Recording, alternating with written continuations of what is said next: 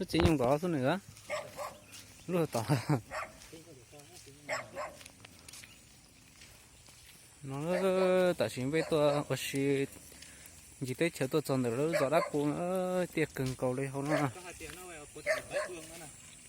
để nó cho nhất cho của bé không bái hơn nữa tiệc cần cầu giống nhất cần cầu ra để nó chỉ tao một mong nhau chung chỉ là bây chỉ nhau xích khát xích của giống như nó thế nào nó là lúc tiền bái hương nó nữa ô đã tiệc cần cầu lên uốn lia thì lúc tiền nó chỉ tao cho đó chỉ tao uốn lia nhìn chỗ xưa ở xa cho xe rồi thì lúc cho cà phê trà nữa một cành dị nút chế như tuần ở tên nó chứ là thì nó cố thiết thì nó như một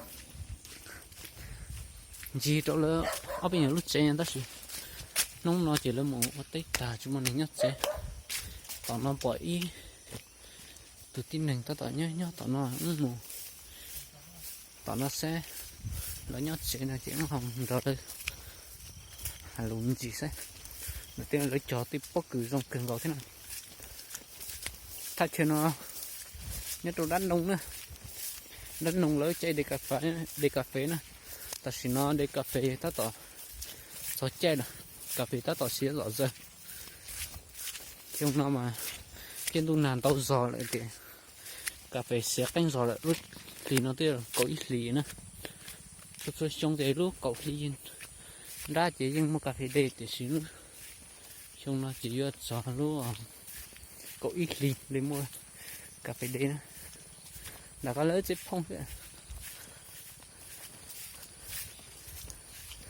nó tê cà phê nó tiệc cần có tên nó lớn rồi chó gì thế tình nhất giờ thế lớn thì tên tàu gì thế thành chỉ tàu ta hả giờ chỉ trong đó hỗ trợ là chó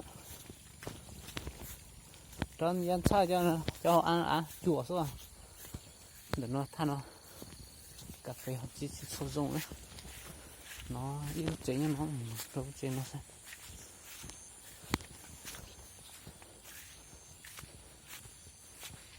nó chơi chỉ mong ạ đã nó đặt ăn rồi nhà chú nghe mấy anh nói ở đây có nhà nuôi mấy con trâu mà qua đây xem còn trâu à? Vâng. Nhà tốt cái kia, nhà qua cái hướng to. Qua mấy cái cây to kia. Qua cái nhà này có nhà ba người, ba nhà là có nó. Trâu to. Nhà đâu chú? Anh đi qua cái này, qua kênh này, qua.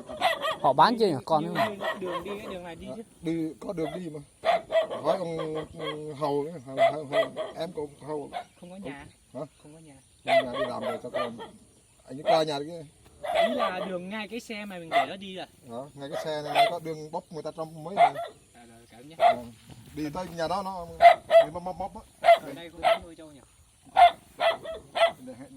Anh em người Bung nó nuôi trâu. Đây là nhà ở là nhà rẫy. Nhà rẫy. Nhà ở đâu? Tức là Hung. Ở Trần Xanh đó. Nhà trâu cái Trần Xanh đó. Đi thẳng nó hỏi nó có bò mà. Trâu. Hay Nó bán chưa? Hả? Nó bán chưa?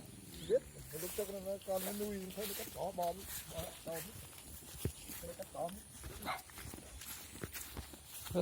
tôi chọn ăn ngoài nhóc bó tí xe đặt ăn gì nó một tí nữa